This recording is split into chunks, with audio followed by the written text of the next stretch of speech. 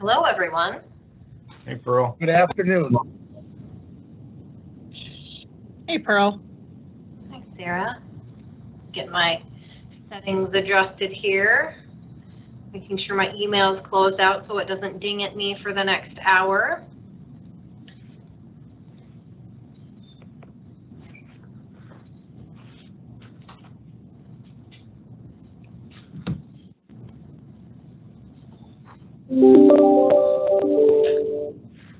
Looks like we still have a couple folks that we would like to let join us today, so we're going to give them a couple more minutes. I know we're right at 2:30.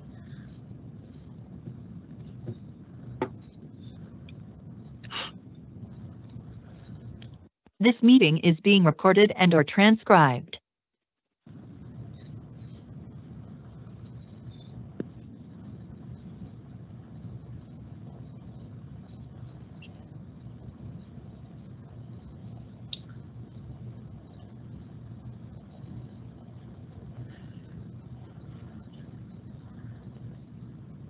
Hey, Pearl, this is Chad. Yes. As long as I got you in a public meeting, I'm gonna tell you out. We gotta talk. Go to lunch sometime. I've been talking about you behind your back. You're gonna be doing all kinds of great things that you don't even know you're up to. Oh, I was like talking behind my back. Are we going to have words in the parking lot? Well, by the time you're done, what I'm hearing you, what I'm volunteering you for, maybe. Remember, but they're good things. Remember what I said just a while ago. Listen, Rick and I just had a very important conversation about, learning how to say no and how that's a skill that I need to. Yeah, you're breaking up on me, Pearl. I can't hear what you're saying. There's something about you can help me out and it's going to be great. Oh, right, I see how this is going to go. No, you're breaking up again. Sorry. Hey, Robert, could you try to get hold of Mary? I'm right here. Oh, you are there. Yeah, I just joined. Hello. Oh, wonderful. Absolutely, Rick. See how fast I work? Man, that was good, Robert. Hey, if you want to send that magic wand over via interoffice mail, I could use it. I could use it this afternoon too, Robert. Oh, coming your way. Excellent. Okay, it looks like we have, if not all, the vast majority of our attendees today. So I would like to call to order this special meeting of the Cass County Human Services Zone Board. Madam Secretary, will you please take roll call for us? Mr. Breitling. Here. Mr. Peterson. I'm here. Mr. Ellingford. Here. Ms. Shirley. I'm here. Mr. Hagan. Here. Mr. Steen. Here. Mr. Pollock. Here. Ms. Snell. Here. Joining us today on our call is Robert Wilson, Cass County Administrator, Kristen Hasbargen, Department of Human Services Director of Zone Operations, and Sarah Stolt, DHS's Chief Operating Officer. So welcome to everybody that's joined us today, and thank you for taking another hour out of a busy month to have this special meeting with us. Because this is a special meeting, we have a pretty set forth agenda, so we'll dive right in today. I've invited Kristen and Sarah to join us to talk more about the roles of the Human Service Zone Board. So if everyone here recalls, at our last meeting we had reviewed portions of the zone plan, and as part of that conversation we had some continued conversation about the ambiguity about the roles of the Human Service Zone Board. And so Ms. Sherling had made a motion to approve the zone plan subject to additional information on the roles and responsibilities of the zone board, and that approval being subject to receiving information and approving it. And so what we're doing today is setting aside the vast majority of this meeting for Sarah and for Kristen to answer questions or provide education around the roles and responsibilities of the Human Service Zone Board as they understand it and as is outlined in Senate Bill 2124. So without further ado, I'm going to turn the time over to them. Thank you, Pearl. As Pearl indicated, Kristen Hasbargen, who is our new Director of Zone Operations, is also joining me. And Kristen has a wealth of knowledge in many years running a human service zone as well, a social service office and now a human service zone, and just joined our team on October 1st. And so Kristen is very skilled at working with human service zone boards. And so I guess I'd like to ask the group, would you like us to start by reviewing the 6 functions within law and then the expanded definition of those, or would you like to start with a Q&A session? How would the group like to proceed? Oh, this is Rick. Commissioner Pollock, I'd say start at the beginning. Start at the beginning? All right, thanks, Ken. Okay, I am going to share my screen just so that we're all seeing the same thing. I realize that this is a document that has been provided to you before. So let's just see if we can get my screen sharing to work. And just for some context setting, and Kristen, feel free to join in.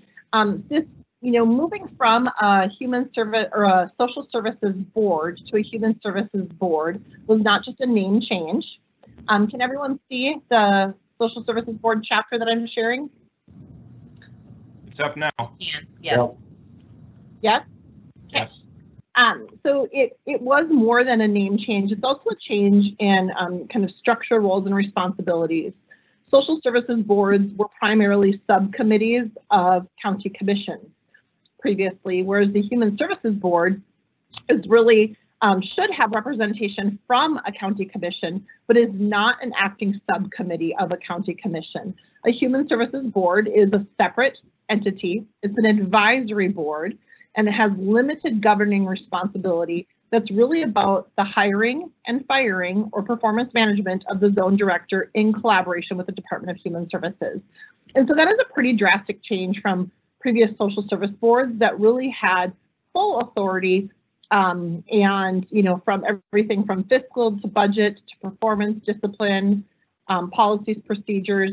And so that is a pretty significant change. And along with that, I know primarily in our 4 large zones that stood as independent zones, we've had a little bit of a challenge in that transition because they really were used to, the county commission structure with their social services board. And so we are really working on executing a plan for training and development. Kristen has a subgroup actively working on online training and different modules that will be available to new board members and existing board members, essentially outlining what we're going to cover today, but in more in-depth information. And so I'm going to just start by talking a little bit about the makeup of the zone board, the terms, and then the 6 areas of kind of oversight. Kristen, is there anything you'd want to add to that before I dive in?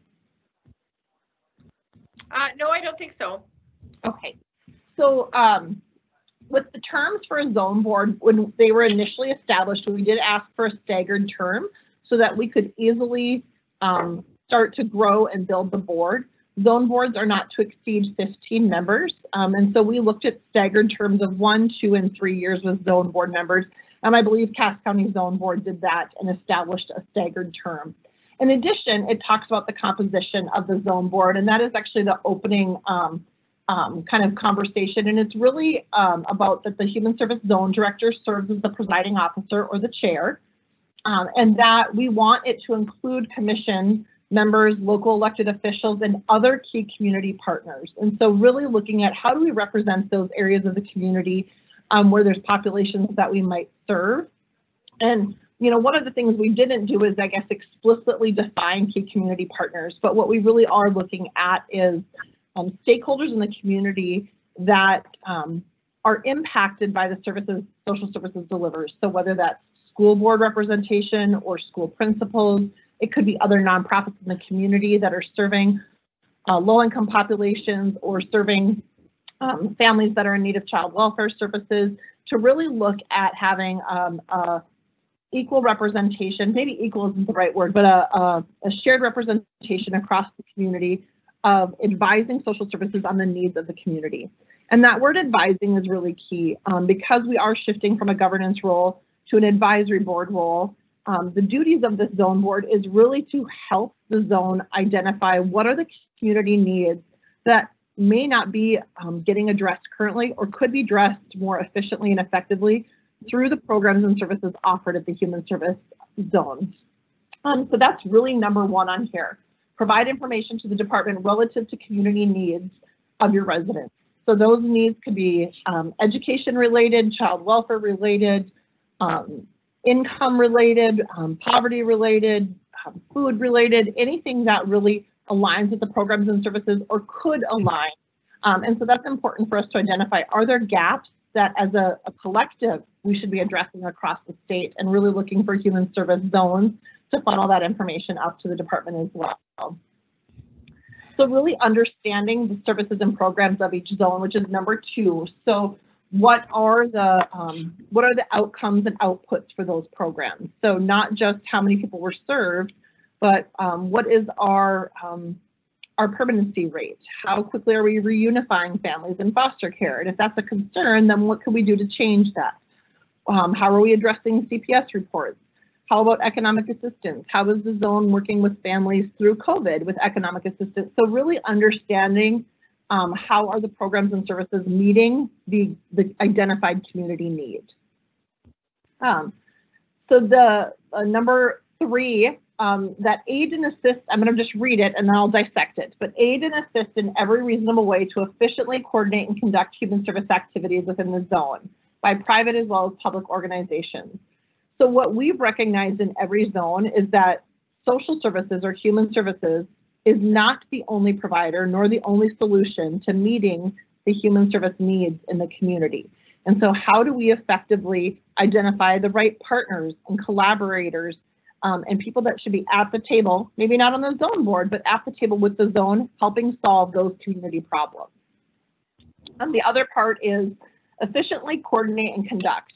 So one of the things we haven't done yet, but we will be doing is establishing metrics and outcomes that we want zones to strive for. So how do we reduce the number of kids in foster care while maintaining safety and quality in their home? And so how do we measure that? What does that look like? And that will align with number three as well. Establish procedures for the review and approval of all claims against the Human Service Zone Fund. So this is the fiscal part.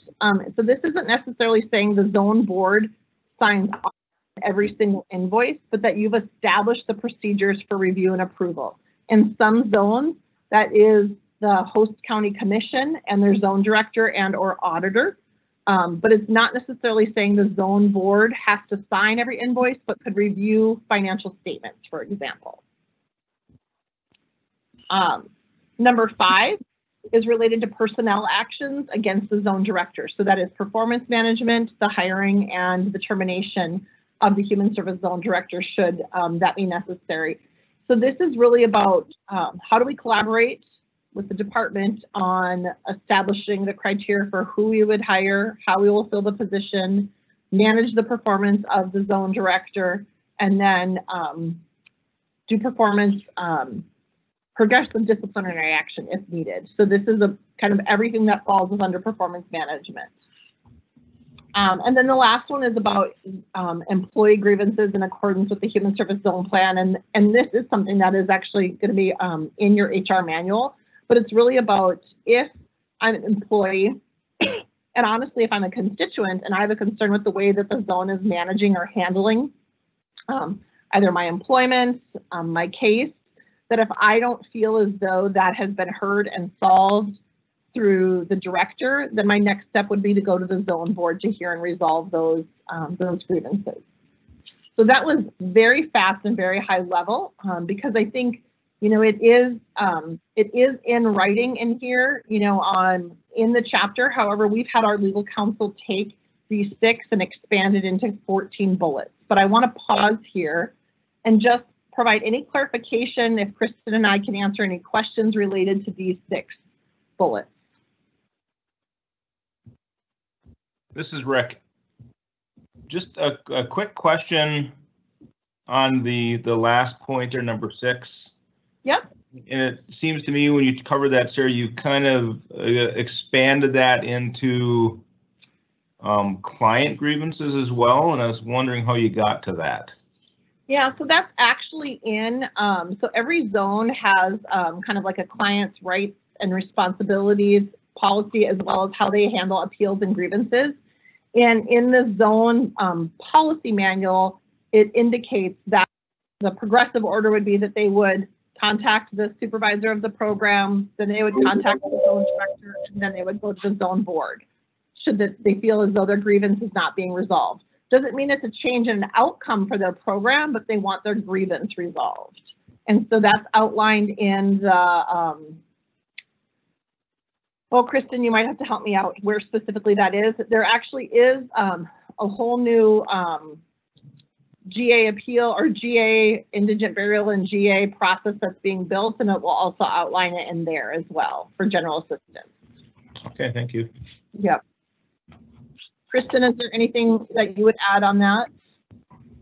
No, I was just going to add that specifically if a constituent or client would have, you know, obviously SNAP program requirements have very specific protocols that you follow. So within economic assistance, there may be separate grievance or complaint protocols as well, but those are all spelled out in what that did not change going into the zone development. Yeah. Often when we think of a client or client grievance, it's specific to maybe the way they were treated or a lack of response by a zone. And I'm not alluding to anything specific with CAS, but that's typically what we hear when it's a client grievance that would escalate to a zone board would be in regards to a complaint about an employee or the way they were treated. Sarah, this is Glenn Ellingsburg. I have a question for you. Yes. Earlier you spoke that the zonal board was an advisory board, and under number 6, it seems as if we're hearing grievances. If we're going to hear grievances and not be able to act on those grievances, why is that in that section? It actually does say hear and act on employee grievances. And that is within the merit system requirements. So you do have the authority to act on those grievances. And that is still within the advisory board duties. Thank you. Yeah.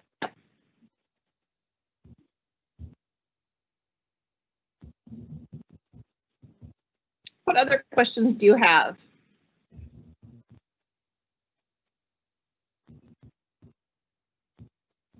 Why don't I pull up the list of now 14, which basically expands these 6 into a little bit more clear information.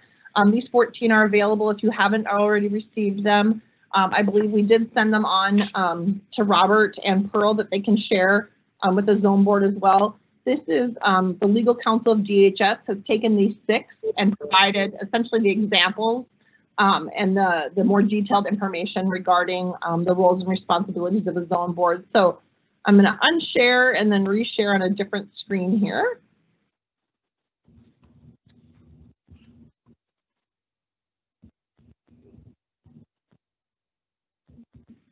And hopefully, all right, can you see a Word document now that says Human Service Zone Board has the following powers? Yes. Great, thank you. Okay, so it's review a proposed increase in staff from the Human Service Zone Director.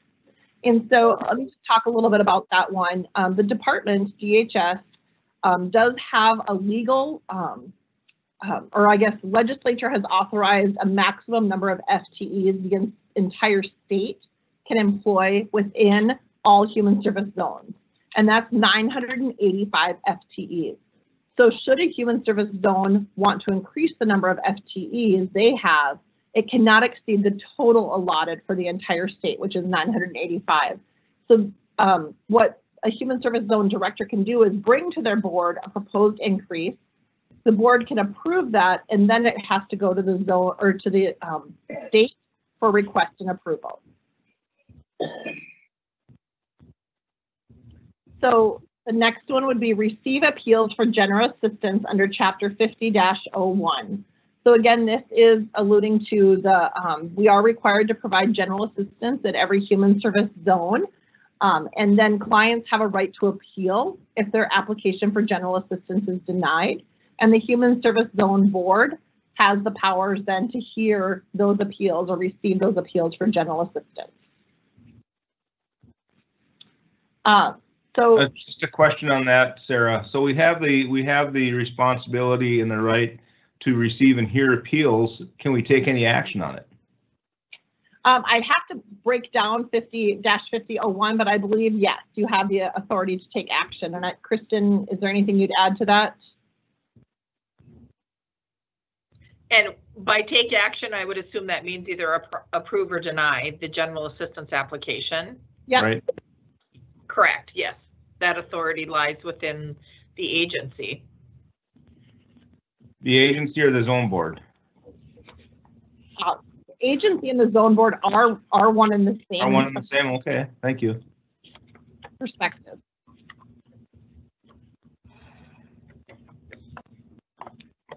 Should your office or should your zone choose to close access points, and for Cass County, you only do have one office. We do have multiple zones that have outreach offices. Part of this legislation was that we agreed not to close access points. So should your zone choose to close an office or access point, that would have to start at the zone board and then go to county commission and then come to the Department of Human Services. Again, Cass County does not have outreach offices at this time, so that would not necessarily apply to you. Number 4, I think we reviewed, which was outlined, I believe, in the 5th bullet on the in the actual chapter of law, but this is the specific information regarding claims against the Human Services Fund, so that you have procedures for the review and approval of all claims with the Human Service Zone Director or their designee and appointee. So this is related to essentially invoices and bills that come into the zone.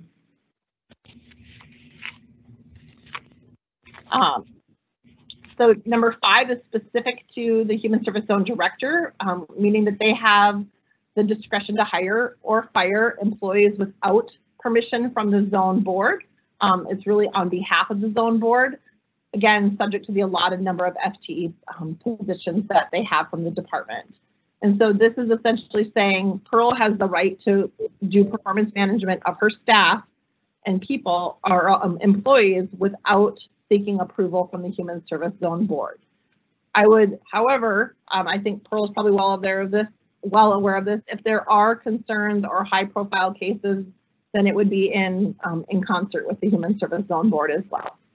However, she has the authority to make those decisions as the zone director.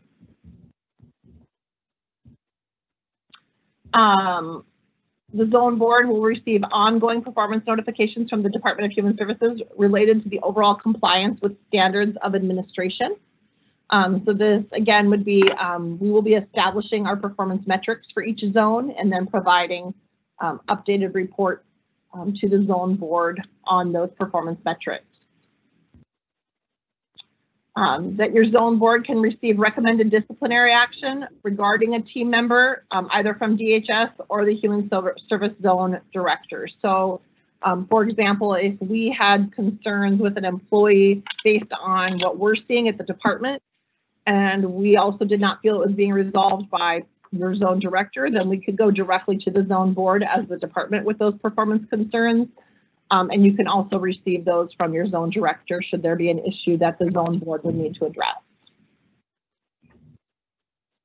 Number 8, again, is recommend to the Department of Human Services the hiring of a Human Service Zone Director. Hire upon the approval of the Human Services, Department of Human Services, the Zone Director, so those are pretty self-explanatory. So any hiring or termination of a Zone Director is made with collaboration with the department and upon final approval from the department.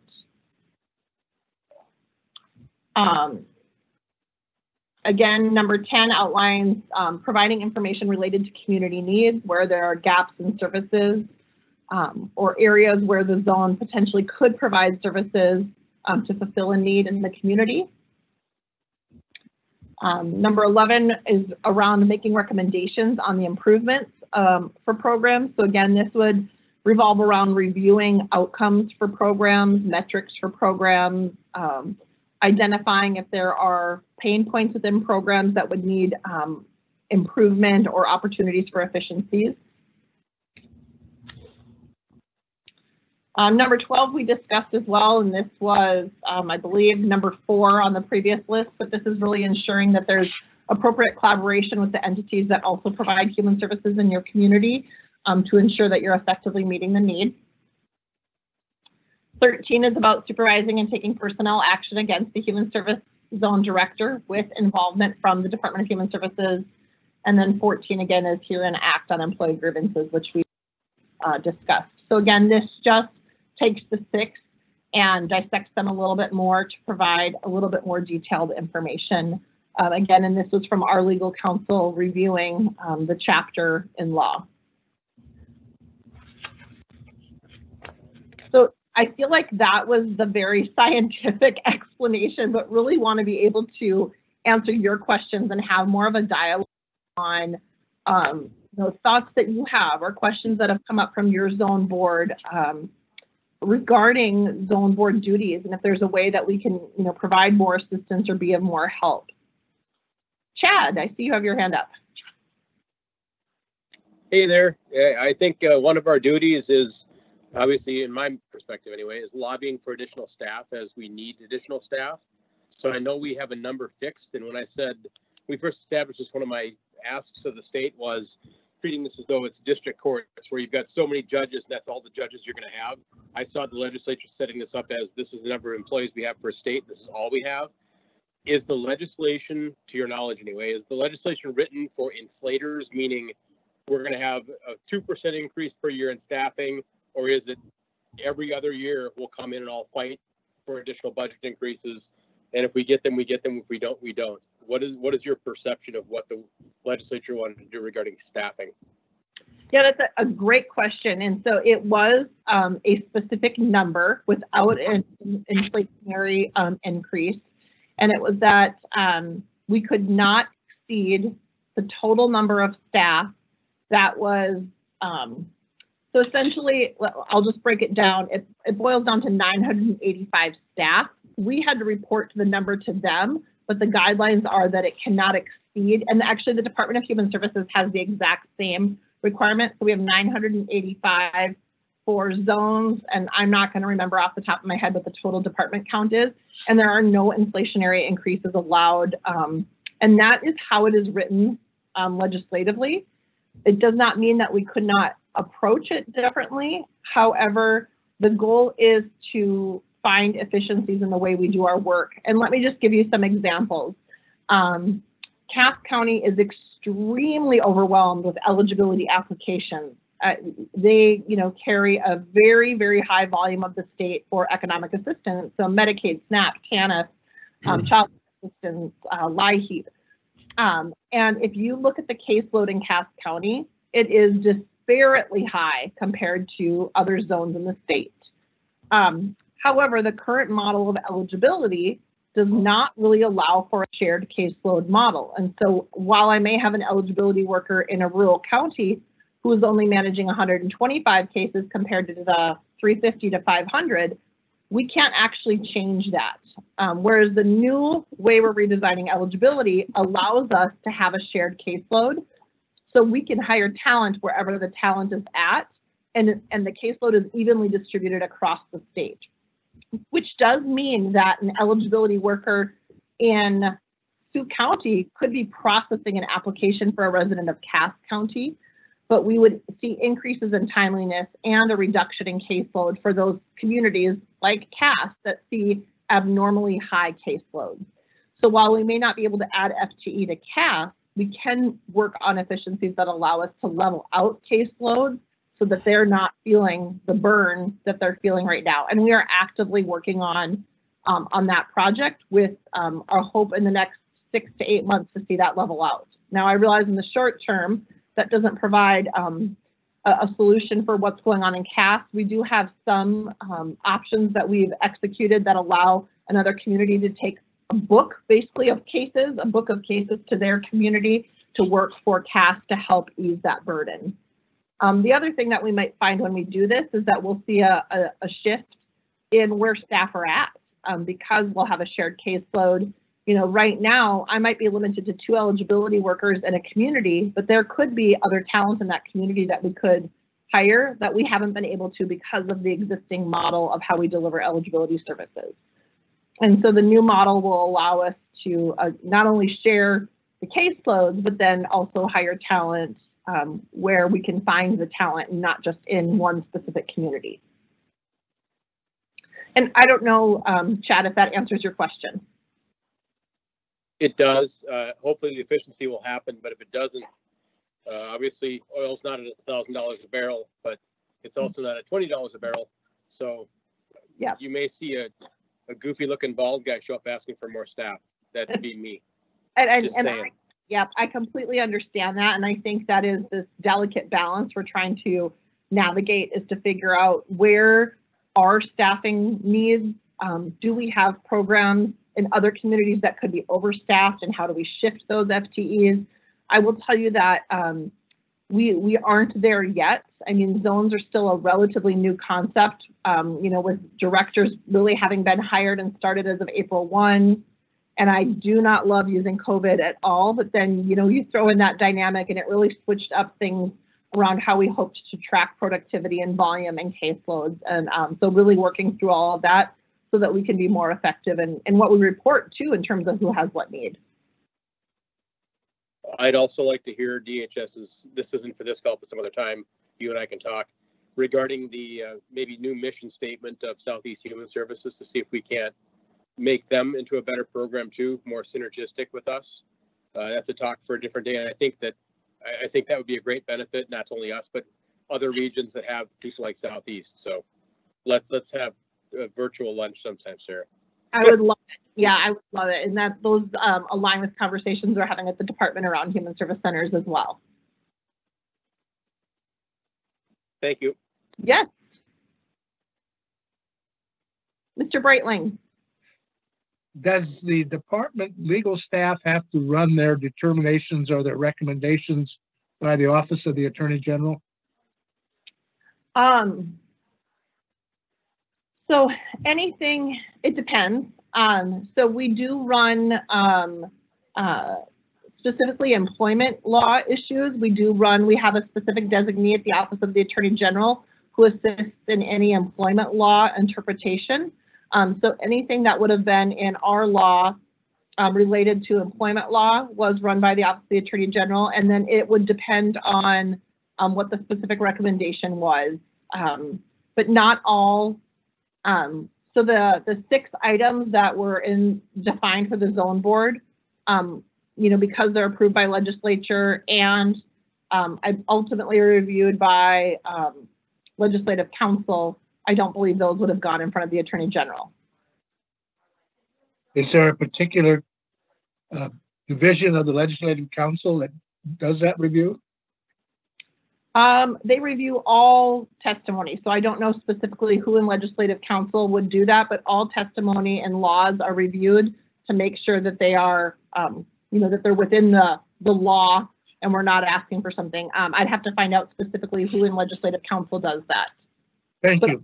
Yep, all bills are sent through Legislative Council unless they are introduced by a legislator, and then they're not. So let me back up. Any policy bill that is introduced by the department is reviewed before session by Legislative Council. Any policy bill brought forth by a legislator is reviewed during session and then post vote to make sure everything aligns. So there's a difference depending on if the department brings it forward versus a legislator bringing it forward. Thank you. Yep.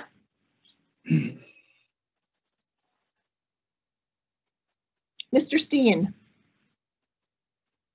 Thank you, Sarah. So just as more of a specific question, not so much to do with the 6 items that you went through, but one of the issues under 50-01.202 talks about compensation for human service zone board members. Yep. What are you seeing around the state? Any idea? I mean, do you have any idea whatsoever? I'm going to probably default to Kristen on this one because she's probably more familiar with this. Yeah, absolutely. that was an element, as you probably remember, that was a part of our zone template due in June.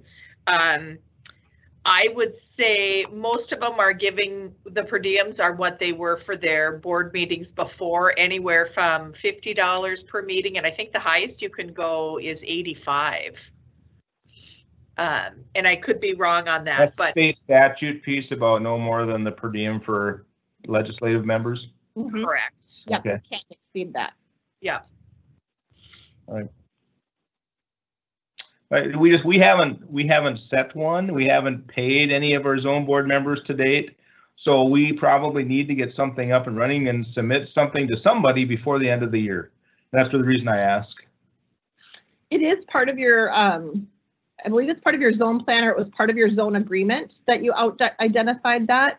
It is not a requirement that you pay zone board members, but it is available should you choose to. So if that makes sense. Okay, it does. I'm trying to read here where it says that. It says the Human Service Zone shall compensate appointed members of the Human Service Zone Board at a rate established by the host county commission. I suppose we could set the rate at 0. I don't think that was the intent though, but. No, you're right. I have a draft of the Human Service Zone Agreement, and that, if you'll recall, is a document that was completed prior to my employment, and it looks like we have a section in here that outlines what that will be, and so I can share that with this group. Says that consistent with the rate for other appointed boards for the counties in the zone, the rate of time and travel compensation for the Human Service Zone Board is following: $20 hour with travel reimbursements as set forth by the host county, but not exceeding amounts provided for other state officers provided by law, and $35 per day for meals as outlined in current legislator travel reimbursements when out of town on board business. And then it continues to say reimbursement for lodging will be consistent with state guidelines and not exceed amounts. And these amounts will be paid to each board member by the host county out of the Human Service Zone Human Services Fund. Note that the rate of compensation for board members may not exceed the compensation and expense reimbursement of members of the Legislative Assembly. So that's we have yet to set that amount then, basically. Well, it looks like it was set out because that Human Services Zone Agreement was completed by Mr. Ammerman and should have been signed. Mm-hmm. It was signed and approved by the department, I believe, on December 18th, I think is when we sent them all back. Pearl, could you send that a copy sometime? Just email me a copy of that so I understand it totally. I will, yes, absolutely. Okay. And if you need the signed letter from the department that would have been sent to Mr. Ammerman in December, I can definitely have that resent to you, Pearl, so you have the confirmed copy of that. That would be nice, Sarah. Yep. I believe I just have a draft form of this document. Yep, we would have sent that would have been the final document, but then what we sent is a confirmation letter back, either approving or denying your agreement. It obviously was approved, but I will make sure that I get a copy from our legal department and get that resent to you. Okay, then while we're all on the line here, and I know this is, we have to stick to the business, but can you make sure that's an agenda item for your December 7th meeting? Because we're gonna have to take some action. Oh, for the payment? Yes. Absolutely. Thank you. What other questions regarding zone board duties do you have? We had a lot of, this is Rick again, we had a lot of discussion with regard to zone board composition. And I think you did a really good job of basically reiterating what's in the statute. And so it's really up to us, I think, to determine what that means, because you talked about, I think it talks about members or partners, community partners, that type of thing, and how we interpret that. And the number of board members was another item we struggled with a little bit. I think if we have, well, someone's got their phone on. if we have too many, nothing gets done. If you have too few, you don't have a lot of a diverse opinion. And so that's something else that this board, I'm hoping we can settle on something, and we don't need to have that many board members in place right away, but we should have a max, I think, set out which makes sense for this board and work towards that.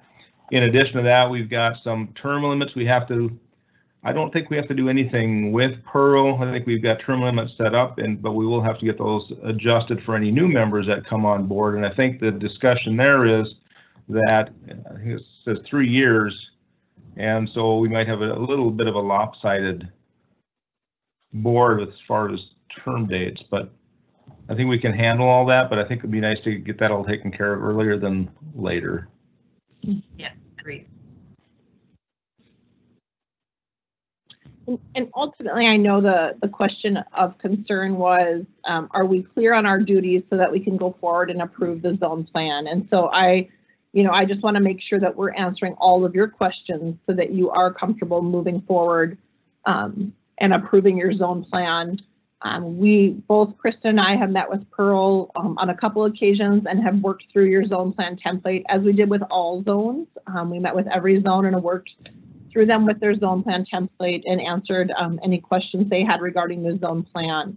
So I want to make sure I answer your questions regarding zone plans or your duties as well.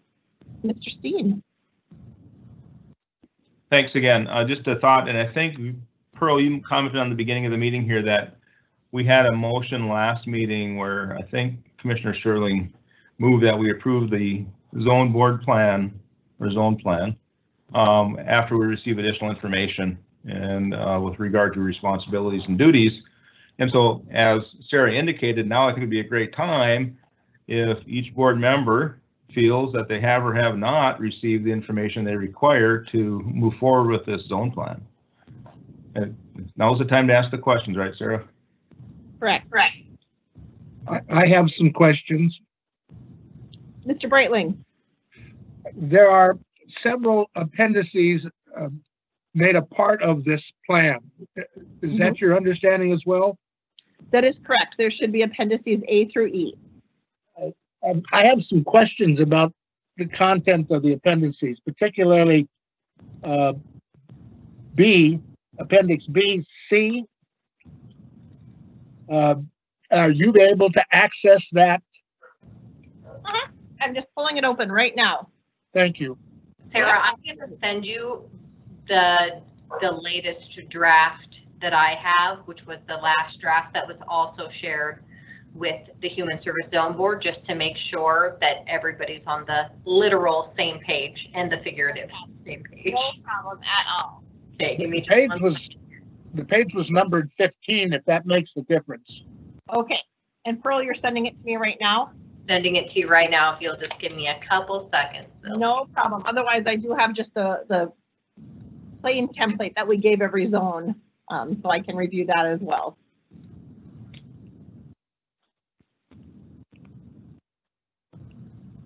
Should be on its way, Sarah. Thank you.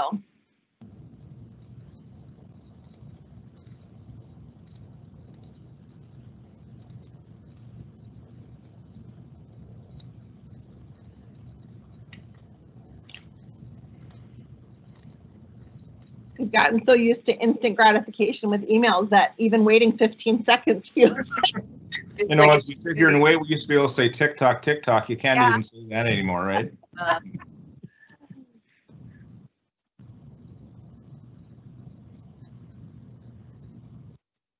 Did you hit send, Pearl? You know, I'm using my end pretty repeatedly here, but I am just going to pull up the plain one or the basic one so that we can at least start the conversation. And then once I get yours, Pearl, I can open it up. So let me just pull up.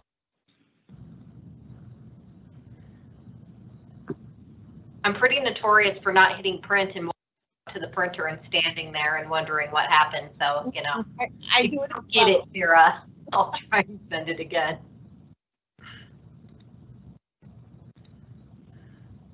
Okay, and I'm just going in to pull up Appendix B as well. I still don't have it, Pearl. And it could be network issues. We've had some interesting stuff going on with our network. So, Well, maybe I can read from mine and you can see whether your standard one is the same. I just got Pearl's email, so let's go for it. My question is concerning paragraph C under Appendix B. Has the department developed a process for the rescinding or termination or modification of human service zone plans? So on B, it says, we acknowledge that the human service zone plan, once approved, may be continued for a definite term or until rescinded, terminated, or modified by the department through a process developed by the department. My question is, has the department developed such a process? No, it has not. That would be nice to know that process.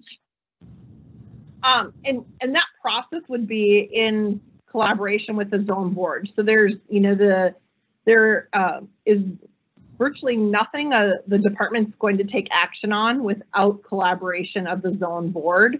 If there were to be changes to your zone plan. However, I will say the preliminary part of the process, which is that we would establish by August 31st of this past year, the method for modifying the zone plan was that we would have the one-on-one conversations with each zone director to review and adjust their zone plan as needed, and those conversations did occur. So we did meet with every zone director to review and provide feedback on their zone plan, as well as our legal counsel reviewed and provided feedback on the zone plans. So I would say it's not a formal document that we can give, but there has a process has existed for us to, in collaboration with the zone director and our legal counsel, review the zone plan. My next question is as to Appendix D. And can you bring that up as well? I'm on it right now. Okay. A part of that appendix has a formula, has the adoption of the formula base for establishing the determination of the county's cost allocation of indirect costs. Has that formula been developed?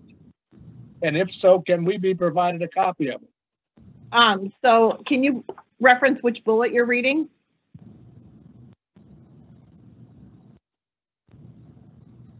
Is that number 14? Number 4. Number 4.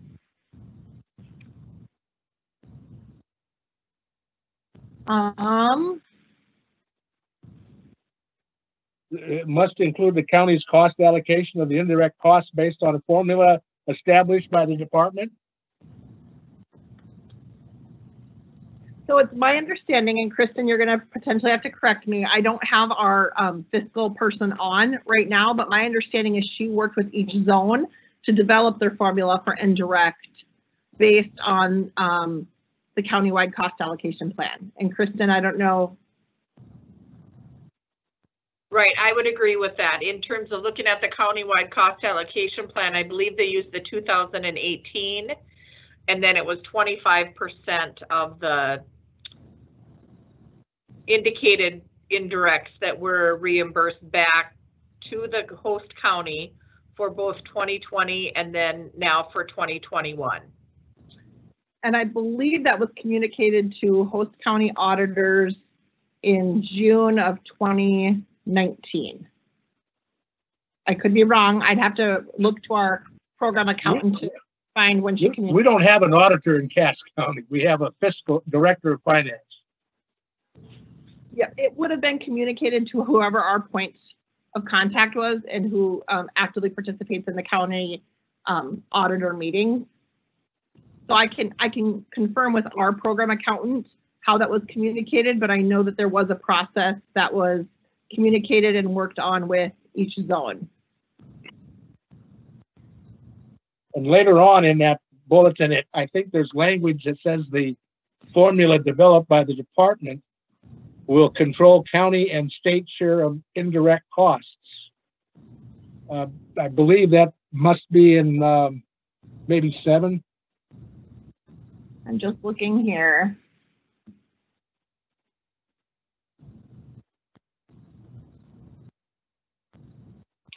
So 7 is regarding to the payments. Sorry,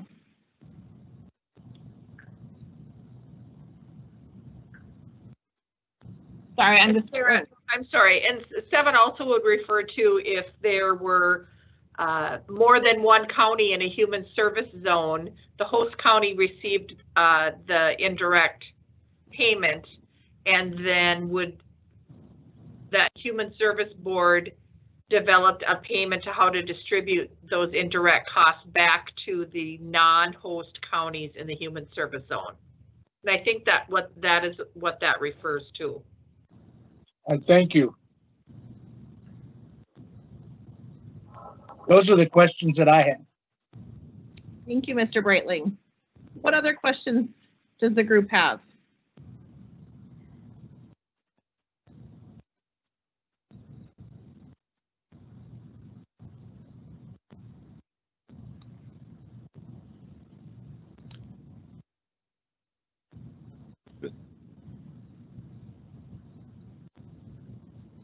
Mr. Steen. Thank you, Sarah. This is Rick. This is for Mary or Commissioner Sherling. Commissioner Sherling, is the intent or was the intent of your motion subject to satisfied? As far as I'm concerned, yes. At this point, I think we have as much information as we can get. That was my feeling as well. Thank you. Do we need another motion, or do we need to go into another meeting? Can you reread the motion? Because I think your motion took care of it, approved subject to additional information, but I'll have Pearl read it because I don't have it in front of me. I took this directly out of the draft meeting minutes that Marla has provided me. It says, move to approve the Cass County Human Service Zone Plan subject to additional information on the roles and responsibilities of the zone board, subject to receiving that information and approving it. Oh. So I guess the motion would be to approve the information we received, Mary. And I could certainly make that motion then. Rick Steen will second. Madam Secretary, will you do a roll call vote, please? And is there any, just point of order? Oh, yes, ma'am. Just if there's any further discussion. Thank you, Ms. Sherling. Is there any further discussion?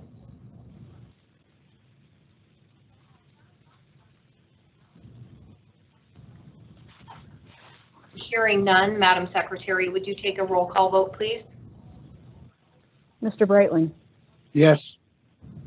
Mr. Peterson, Yes. Mr. Ellingford, Yes. Ms. Sherling, Yes. Mr. Hagan, Mr. Steen, Yes. Mr. Pollock, Yes. Ms. Mel. Yes. So motion carries unanimously. And I believe Mr. Hagan had to leave us for another meeting around 3 o'clock, and that's why he's no longer here.